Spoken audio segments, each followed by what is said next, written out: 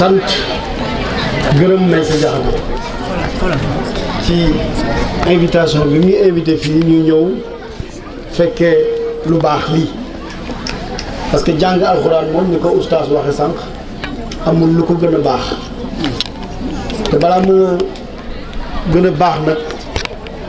mooy su jógee ci gémmañu xale di jàng alxuraan oustaz je crois que mën nga ko confirmer waaye soo juree doom sax muy jàng alxuraan jàng boobu muy jàng alxuraan rek mën nga ci am tuyaab moo tax jàngal suñu doom alxuraan dafa nekk lu baax moo tax ma bëggoon remercier gërëm Meissa Diakhaté man nag Meissa li ma seqoon ak moom ci wàllu jàng la université ci wàllu droit mun naa wax droit ak science politique donc man sax ci loolu laa ko gënoon xam même bi ma doon njëkk a invité Thiès ma ñëw fii def conférence pour enseignants yi loolu moom moo fi indi woon waaye tey nag gis naa leneen lu bees beneen dimension boo xamante ni man de kontaan naa ci te lu ma la jàppe woon gën naa la ko jàppe ndax li ma gis tey donc li may wax rek mooy kontaan naa ba teewee lii di ñaan yàlla mu may ñu ñun ñëpp fanu gudd wér gu yaram ba ñu mun ko teew fekke ko yu bari loolu rek laa bëggoon wax balaa may jox parole. asalaamaaleykum wa rahmatullahi wa barakaatu. ñoo ngi sant suñ borom subhanahu wa taala di julli ci yonent bi alayhi salaatu wa salaam di ñaan suñ borom mu may ñu dund gu barkeel. xam naa kàddu yu ndigal la yu bàyyi ko ci suñu kilifa gi monsieur le ministre ne kon bu yëkkatee kàddu ba noppi duñ ci tegaat kàddu waaye nag mu mel ne jotaay bu mel nii day jotaay bu am solo lool ba noppi rafet mbir nag bu amee solo ba noppi rafet day mel ne wane ne rafet na du ci wàññi dara ndax woote njàngum alxuraan moom bari na lu muy am ci réew mi waaye woote ko ci façon bii ñu ko wootee moom li muy am bariwul kon day mel ne benn modèle la boo xam ne ku fi teew rek di nga am loo ci jànge waaye dina amit noo ko war a tasaaree ba mu gën a tas fépp ndax jàng alxuraan dañ koo def muy mbir mu jafe mu metti te muy mbir mu yomb mu jàppandi ndax suñ borom moo wax ne wala xad yassarna alqur'ana li zikri fa hal min mudakkir yàlla nee na alxuraan jàppandil naa ko ak mokkal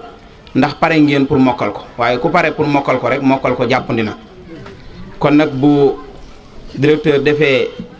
jëf jure ji mu def sëñ Meissa Diakhaté nga xam ne ànd ak waa quartier ni suuf seere ni nit ñi di xëccoo bari ay kër nga jël terrain tàmbali koo defar jublu ci daara ndax bañ xale yi ne ci mbedd mi bañ xale yi foye seenu dund buñ jógee ca école ba ñëw jàng si alxuraan loolu jëf ju rëy la loolu rek buñ ci yemoon doy na sëkk ci luñ ci mën a waxtaane ci li ci nekk ci aw yiw wu bari waaye ki nga ko defal am na fay muy suñ borom subhanahu wa taala beneen bi ci des nag mooy bi ñu teewee gis xale yi di yëkkati seeni kàddu di jàng alxuraan njàngeenu alxuraan wiñ jàng dafa rafet lool ba noppi dal xel ku jóge ci daara ñëw fi rek da ngay yëg ne lii sagub alxuraan la ndax wa innahu la zikrun laka wa li xawmika wa sawfa tusaluun la yàlla waxoon yonent bi alayhi salaatu wasalaam ne ko alxuraan teraanga la ju la yàlla defal yow ak sa xeet wi yow ak sa mbokk yi kon alxuraan suñ teraanga la beneen bi ci topp nag sëñ Meissa delloowaat lu am solo mooy jël ko tudde ko wala dara jaale ko wala woo ci kilifaam ci wàllu liggéey muy monsieur le ministre moom it bu yable woon mu doy ndax daanaka ñi nekk ci ministère bi yëpp ñëw na ñi ngi toog ci ginnaawam teew si ci bis bu rëy bii ku ne xam na ne bis yu mel nii am na kilifa yoo xam ne mën nañ koo xeeb ndax ni muy tëdde mooy tax ci wàllu gisiinu àdduna waaye nag mën nañ koo bañ a xeeb ndax ni muy tëdde ci wàllu gisiinu diine séeréer ba dane woon balaa dugg ci alxuraan ji moom aw turam da ciy nekk ba noppi ndax gis na ci turu Ibrahim gis ci turu Moussa gis ci turu ku ne moom daal bu ci gisul turam du bokk ci diine ji sëriñ ba ne ko noo tudd mu ne ko bakka mu xalaat ba sonn dem ci alxuraan ci maasaa rakka bakka jël baaraamam teg ko ci raagi ne ko liiral mu ne ko bakka mu ne ko kon kay sama tur a ngi ci man kay bokk naa yàlla fàttewuma li ma bëgg a wax ci loolu mooy suñu ministre bi Ismaïla Madior Fall aw turam dafa nekk ci alquran muy Ismaïl suñ borom tudd yonent yàlla Ismaïl teg ci ay jikko mooy saadiqal waadi wa kaana rasulan nabiyya saadiqal waadi boo ko doon firi boo nee ku fonk rendez-vous mu doy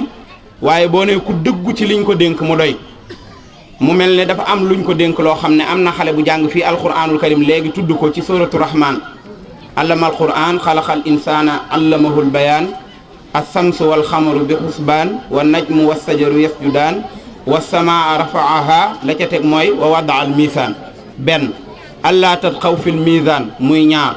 wa aqimul wasna bil xisti wala tuxsirul misaan muy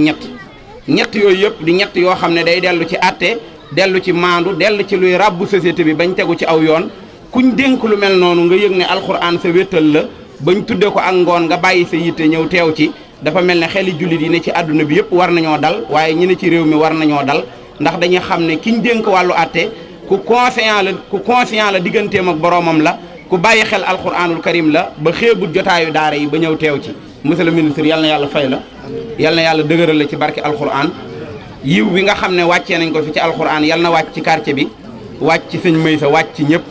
li nga wax léegi ne ku jàng alxuraan waajuram am ci aw yiw Serigne Touba nee na ci masaalikul jinaan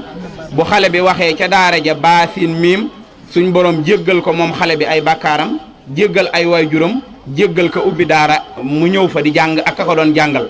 yonent saa sallam ne nekkal kuy jàng alxuraan wala nga di ko jàngale wala nga di ko déglu wala nga bëgg ñi koy jàng bi bon daal mooy bañ a nekk juróomeel ba te mooy koo xam ne amul soxla ci alxuraan yàlla buñ ci bokk kon nag sa kàddu doyoon na sëkk suñ kàddu dañ ko ci doon teg rek ngir won sëñ Maysa ne ko mboolem ñi nga xam ne ministre yilif na leen ñi ci seen tànk oyof ñëpp ànd nañoo moom ñëw ñi ngi ni toog sa collaborateur yëpp ngi ni toog ñoom ñëpp ñi ngi feeñal mbégte ci jotaay bi ñaan suñ borom mu dëgëral leen ba confiance bi président am ba dénk ko lim ko dénk suñ borom defal ko ci ndam waaye yéen it maanaam yaakaar ji mu am ba taamu leen teg leen ci wetam yéen it suñ borom defal leen ndam ci yaakaar jooju asalaamaaleykum wa rahmatullahi wa barakaatu. suñu baalu xaq di ñaan suñu borom yal nañu yàlla boole jéggal ñu ngi jiital ci nuyoo yi imaam yi di ca teg monsieur le ministre ak oustaz Mbacké Sylla ak mbooleem kilifa yi fi nekk ñu sëñ Maysa lim na léegi ñu bëggoon ci seppi ci nuyoo bi imaamu koñ bi nga xam ni mooy imaam Cheikh Sarr ndax tey gox bu ne day am ko suñu borom jiital kooku boo ñëwoon tey ci gox bi bañ tooñ kenn soo demee ca jàkka ja nuyu ko tooñatoo kenn kon nag ñu ngi jël nuyoo bi di ko teg ci loxoom mu teg ko ci loxo waa quartier bi yëpp moom ak chef de quartier ak notable yi mu àndal ci quartier bi wax dëgg yàlla kontaan nañ gis nañ ñëpp wolof day wax ni ku lim juum waaye boo limee da nga dul matal waaye mënul ñàkk ñu seppi ci ay lenn nit ñoo xam ni donte mënuñu soox nañ ba ñëw ñu mel na suñu góor gee ñu mel na ab góor gi Abdoulaye Oumar Ly wér-gu-yaram sax mayu ko waaye bàyyi na lépp ñëw ngir yàlla ak alxuraan ñu ngi ñaan yàlla yaag sa wëllëre boobu di góor gi jéey yal na leen yàlla fay sama dëkkandoo yee ñoom góor gi Dieng ak ñoom Sané ñëpp rek yàlla mi nga xam ne moom dara ump te mooy gis lépp mooy fay lépp yàlla na leen yàlla fay yàlla tudd leen moo gën nit ñi tudd leen waa Njaxane Njaasaan mbokk sëñ Maysa yi ñëpp ñëw nañ ñëpp ngir yàlla ak alxuraan ak waa njiite li sëñ Mansour daan wax nag radiyallahu taala anhu naan ku sa tuñu kaw dagg su ëppaloo moom dootu mën a nekk awloo rek ngay mën a wax kon nag kontaan nañu suñu xol lañ ko tibbee di leen ko jottali yëg leen ni gis nañ ñëpp bu ñu doy la lool rek kenn du yëg sa bopp ndax seytaane mën na suruxlu ni man de tudd ñu ma waaye yàlla tudd la moo gën ñu tudd la ndax ñu suñu tudd amul solo kon nag ñu ngi yëgal way jur yi dinañ eggale njàng mi ak parents yi incha allah chef de quartier yi ak notable yi fi nekk incha allah seen kàddu danañ ko jot dafa nekkoon rek soo woowee kilifa ba mu ñëw nga jox ko cëram ndax kat ñëpp xam nañ ni Firawna li mu wax sax Iblis waxu ko keroog bi mu ne ana rabbukumul aala Iblis dafa ñëw ba ci moom ne ko tey nag wax nga lu garaaw loo xam ne man mii sa kilifa mosuma ko wax waaye ànd ak loolu yëpp bi yàlla di yónni yonent yàlla Moussa nee na ko boo demee ak waxal ak moom wax ju nooy ndax kilifa la kon nag kilifa nit du ko def boppam yàllaa koy def nit soo bëggee noppalu da nga koy nangu lu ko moy nga mel ni kuy bëreeg suñu borom loolu rek moo taxoon ñu am ñu seppoon jox leen kaddu ñu bàyyi seen lépp ndax jot jafe na ku la may minute ci temps may na la lu cher ndax temps dafa mel na jaasi soo ko jëfandikuwul mu dagg la Cheikh Modou Mansour si radiyallahu taala anhu bàyyi sëñ Bay si Mansour way na ko jaasi ak temps ñoo yem soo ko daggul jëfandikoo ko moom dana la dagg kon nag ñu gàttal kaddu yi foofu. moom ñoo ngi sant ñi fi teew ñëpp lii rek day loo xam ne dañ ko def rek pour ñaax askan bi ndax lislaam xam nañ ne rek borom bi moom moo sàkk téeréem te moo koy wattul boppam ñu jàng alxuraan xam nañ ko waaye ñëpp xam nañ ne aussi njàngu fu ñuy jàng alxuraan tumuranke na ndax ñi ki gën a généreux muy samay morom dañuy tabax garage amaguñu oto ñu ubbi ko def ko daara bu dul loolu dañuy seet koy tabax këram yàlla mayagu ko doole mu àggal ko mu ubbil ko jox ko ab ustaas ñu fa yëngu jàppalewuñu leen ustaas it wër di wàcce kaamil ak xaatim loolu di wër jëmalul islam kanam ndax ni nga xam ne bu école nasaraan ñàkkee si gox yi waa gox bi yëpp jóg taqalikook seen sago wut alal rëdd suuf tabax école yi yaakaar naa aussi diine bi ñu nit war nañ cee jóg jàppale sëñ daara yi jàppale ustaas yi ba nga xam ni benn 15 ou benn 15 sur 20 mètres carrés wala 10 sur 10 mètres carrés tawuñu boo xam ne mën nañ fay jàngal suñu xale yi si anam yoo xam ne anam yu sell la ndax particularité daara ji mooy lan xale yëpp si école nasaraan yi lañ nekk te école nag yi nga xam ne moo gën a cher si dëkk bi ndax bëgguma def publicité waaye ñoo ngi si école privée catholique yi lycée d'excellence yi wante nag samedi ak dimanche ak grande vacances dañuy ñëw jàng alxuraan ku leen dégg tey yaakaar ne ay ndongay daara tigi lañu waaye tamit bu ñu làkkoon tey nasaraan wala ngeen gis seeni note di ngeen yéen donc nañu ñaax rek lii modèle la rek pour won nit ñi ni mën nañu defar sunu àdduna defar sunu àllaaxira ñi jàng nasaraan bañ a nax sunu doom yi ndax nax leen mooy raw leen ñi jàng diine bañ leen a nax leen mooy amit yàlla ba pare ñoom duñ ko am donc dañuy rêver rek ñoo xam ne dañuy am seen àdduna am seen àllaaxira. ku ne bëgg nga boo xewlee sa kilifa nga gis ko sa wet le professeur Ismaïla Madior Fall di ministre garde des Sceaux yow ngay directeur de cabinet nga gis ko sa wet est-ce que loolu day wane ne également beneen fànn la si kilifa googu nga xam ne tey jii ñi jaar université Cheikh Anta Diop xam nañ ko mais tey ñu ngi dem dugg na si politique ñu koy féetale foo xam ne peut-être féetewu foofu. waaw loolu moom dañuy juum ndax man képp ku ni ma wax loolu dama naa leen day as gor ndax 14 millions de sénégalais lañu ci réew mi bu la président wóoloo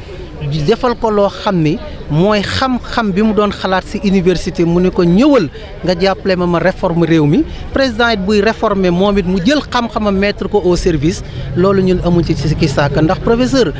ñun mënuñu wax ni suñu xarit la ndax suñu maître la daf ñuy jàngal daf ñoo taatan waaye daf ñoo yar ndax gis nga xam-xam ñi ko am bari na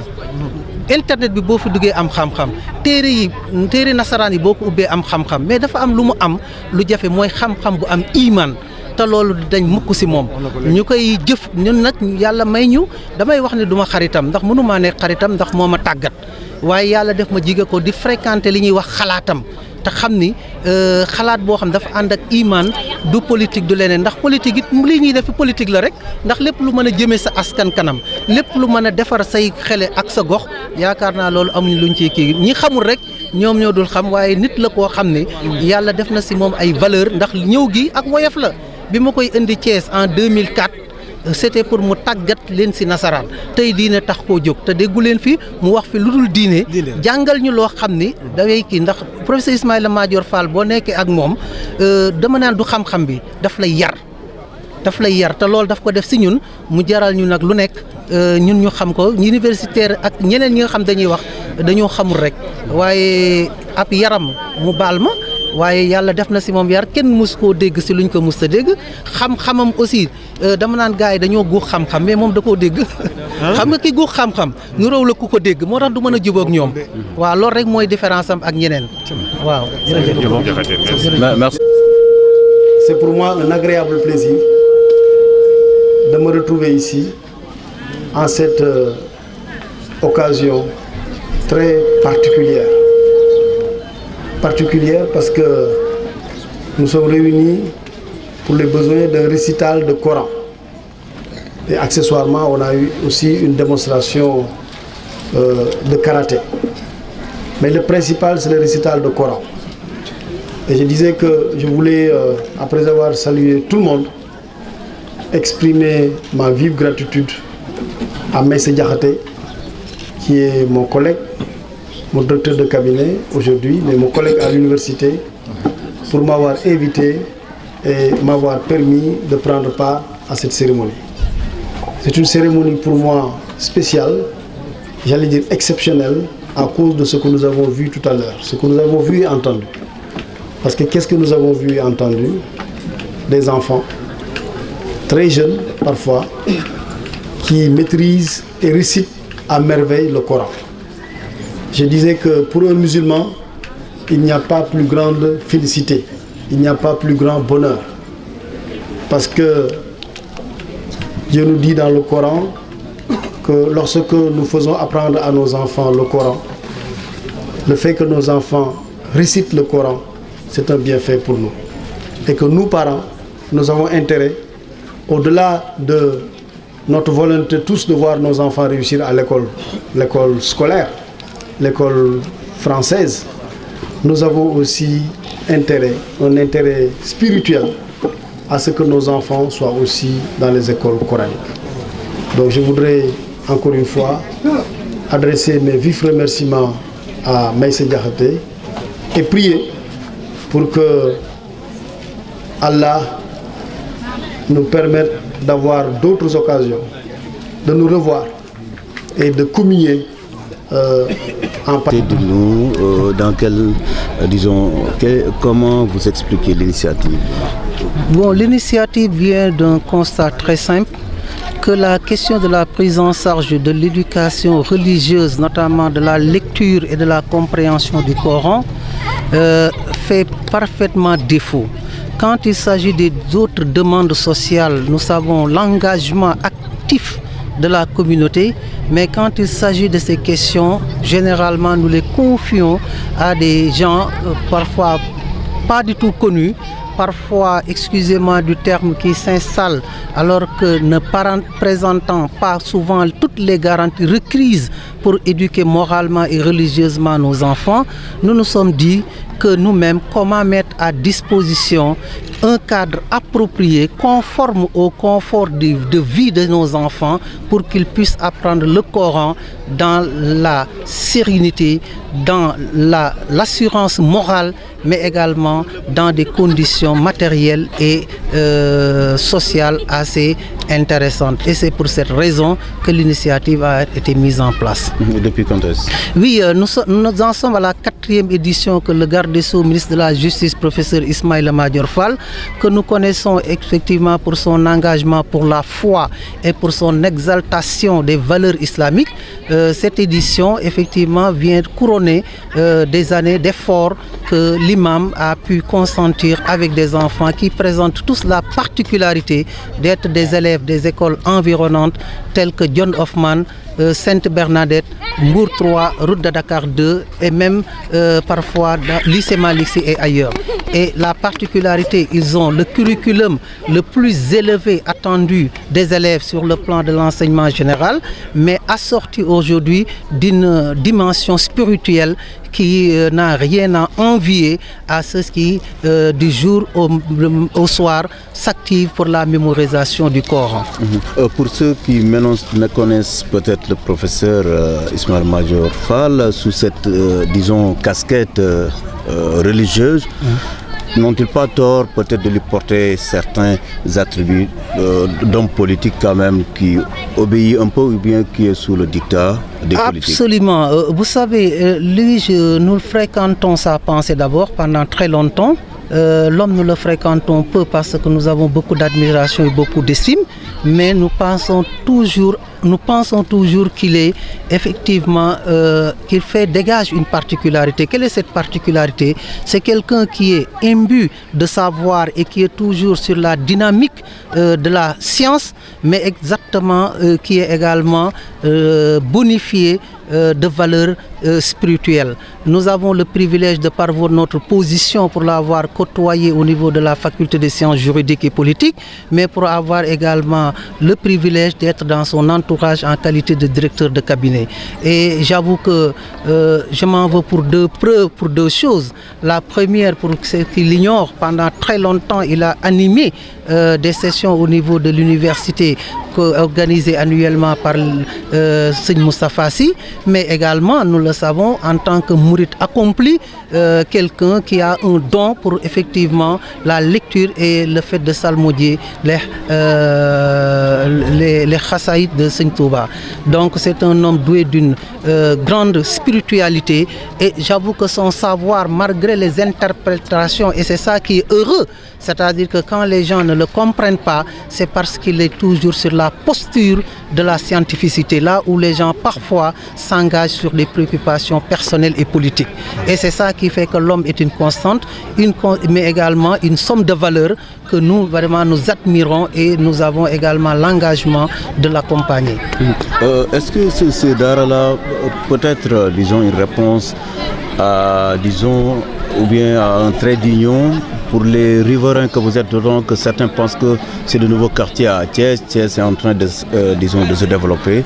et que peut-être ces nouveaux quartiers-là, personne ne s'occupe de ce que fait l'autre. Absolument, et je crois que votre analyse me semble très pertinente, et la conséquence, elle est là. En dehors de la télévision et du cloisonnement dans l'intérieur des maisons, ces enfants ne vivent pas de façon communautaire, il n'y a pas une synergie sociale. Et c'est alarmant, parce que effectivement, vous savez que tous ces quartiers qui environnent la ville de Thiès, c'est des quartiers effectivement où nous sentons quand même une sorte de percée du banditisme, et c'est des gens qui fréquentent parfois de mauvaises habitudes. Et je crois que ça, c'est une ouverture d'esprit, mais également une manière d'articuler les réseaux au niveau social pour en faire effectivement, pour apporter une réponse à cette autarcie que les gens sont en train de développer dans les villes. Parce que moi, quand je vois les enfants évoluer ensemble, apprendre ensemble le Coran, aller faire également le karaté ensemble, dans un respect mutuel, et je crois que c'est exaltant, et j'invite toute la communauté intellectuelle à s'investir, parce que dans les zones, s'il n'y a pas d'école, vous voyez rapidement des groupes d'initiative avec une riposte extraordinaire et une démarche fulgurante pour mettre en place des écoles. Mais quand il s'agit de l'éducation islamique, il faut trouver un garage abandonné, une maison en ruine pour y confiner nos enfants pour apprendre le Coran. Je crois que l'islam, c'est la beauté, l'islam, c'est la grandeur, l'islam, c'est effectivement le rayonnement. Autant je ne dis pas vous jetez des fleurs à votre patron, mais vous êtes un universitaire également. Pour ceux qui vous connaissent également, vous avez une belle carrière. Est-ce que le professeur Diakhaté a des ambitions pour sa ville, c'est pour le Sénégal? Ambition, oui, nous avons cette ambition, c'est d'aider nos jeunes. Nous avons des ambitions, c'est d'aider notre quartier. Si vous comprenez que c'est une ambition, mais nous avons l'obligation morale de préserver notre éthique et notre démarche de sérénité. Et je crois que c'est depuis belle lurette, nous nous sommes inscrits dans cette perspective. Et je pense que c'est une réponse